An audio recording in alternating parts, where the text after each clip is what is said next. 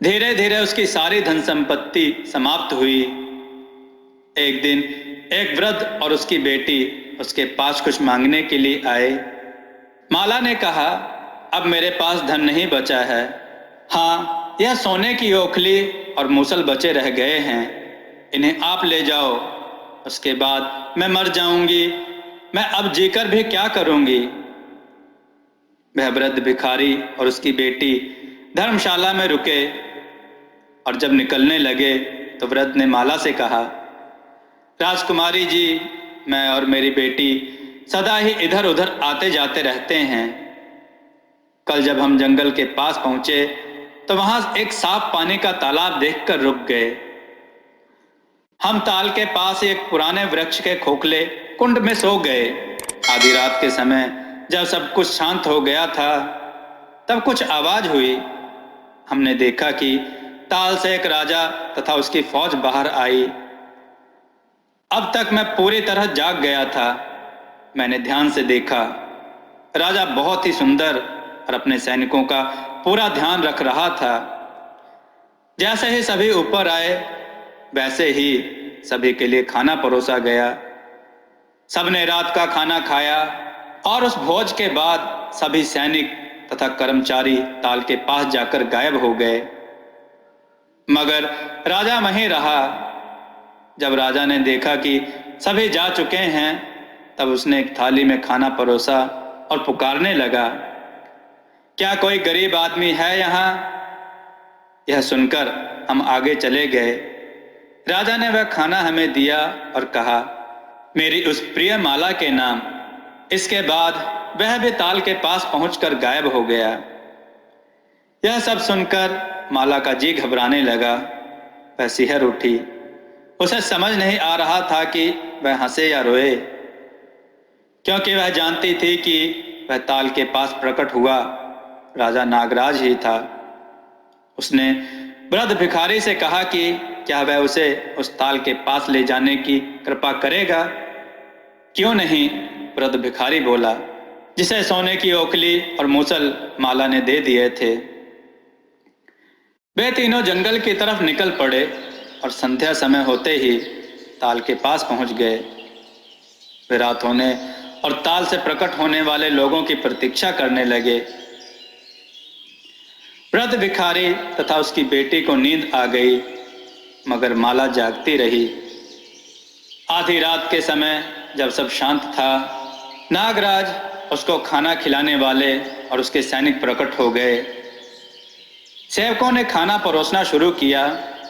जब सब लोगों ने खाना खा लिया और वे वापस ताल की तरफ चले गए, तब नागराज एक थाली में खाना लेकर जंगल में चला गया और पुकारने लगा, कोई गरीब है कहीं? जब माला ने अपने नागराज का सुंदर रूप, महान दिखने वाला राजा का व्यक्तित्व सामने पाया तो उससे ना रहा गया। वह बोली, ओ मेरे प्यारे नागराज, मैं तुम्हारे बिना नहीं जी सकती हूँ। मुझे क्षमा करो, आ जाओ और फिर मेरे साथ रहो।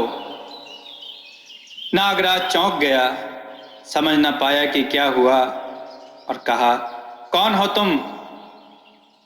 देखो, मुझे पहचानो, मैं तुम्हारी पत्नी हूँ।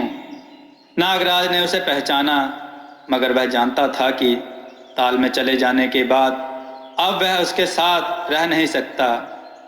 नागिनें मुझे ऊपर नहीं आने देंगी। तुम जाओ, मैं मौका देखकर तुम्हारे पास लौट आऊंगा। नहीं, मैं तुम्हारे बिना नहीं रह सकती। अगर तुम नहीं आ सकते तो मुझे ही ताल के तल में, ताल लोक में ले चलो। ऐसा संभव नहीं है। बहुत देर तक बहस होती रही।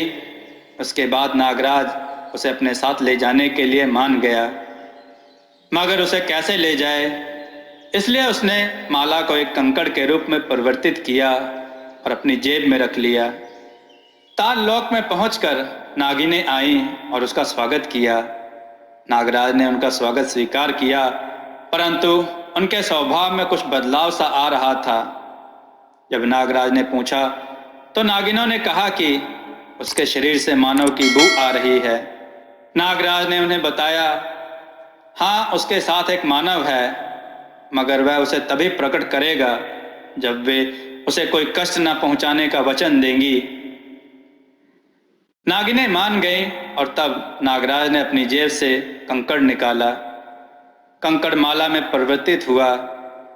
जब नागिनों ने एक सुंदर राजकुमारी देखी तो उनके मन में ईर्ष्या और द्वेष की भावना उत्पन्न हुई।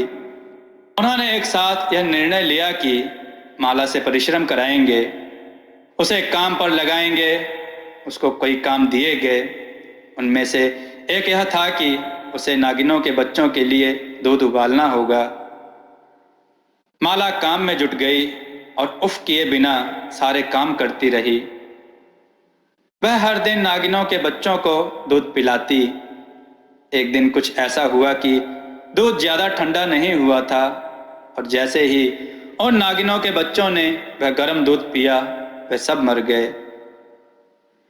जब उन नागिनों को मालूम चला कि माला की गलती के कारण उनके बच्चे मर गए हैं, तो उन सब ने मिलकर उसे डस लिया और वह मर गई। जैसे ही माला की मृत्यु की बात नागराज ने सुनी, वह दौड़ा दौड़ा आया और शोक में डूब गया। जब नागराज थोड़ा संभल गया तो उसने एक शैया बनाई। उस शैया पर माला को लिटाया और ताल से बाहर आ गया। उसने उस शैया को ताल के सामने वाले पेड़ पर रख दिया। वह हर रोज पानी से बाहर आता और माला को शैया पर देखकर फिर वापस ताल में चला जाता। एक दिन सुबह सुबह एक महात्मा जी वहां से गुजरे। जब उसने पेड़ की टहनियों के बीच एक शैया देखी, वह कुछ सोचने लगे और फिर माला के मृत शरीर को नीचे लाए। इतनी सुंदर और छोटी उम्र की स्त्री को किसी ने मारा है, यह बात महात्मा जी समझ गए। महात्मा ने भगवान नारायण से प्रार्थना की। उसने प्रभु से कहा, हे ईश्वर, इस निर्दोष स्त्री को फिर से जीवित करो। उसकी प्रार्थना स्वीकार हुई। माला पुनः जीवित हुई। महात्मा प्रसन्न हुए और माला से कहा, चलो बेटी, तुम मेरे साथ चलो, मेरे परिवार में रहो। महात्मा और माला दूसरे गांव की ओर चले गए। जब नागराज पेड़ पर रखी अपनी माला को देखने आया तो उसे वहां ना पाकर बहुत दुखी हुआ।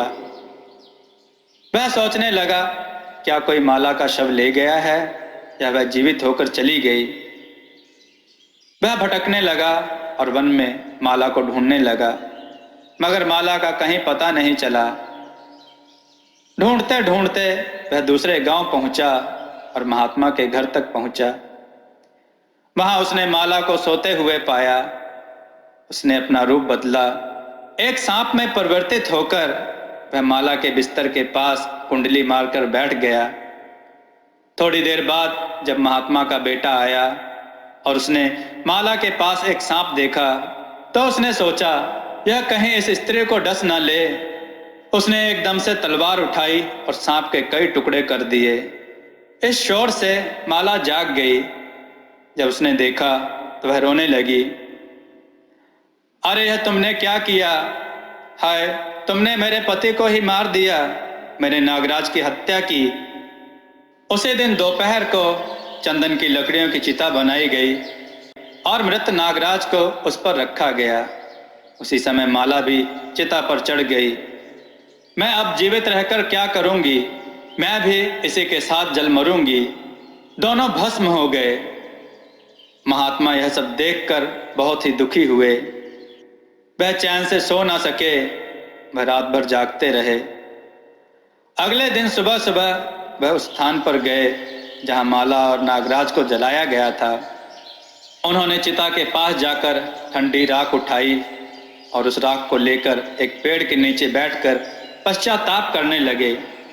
दिन भर रोते रहे।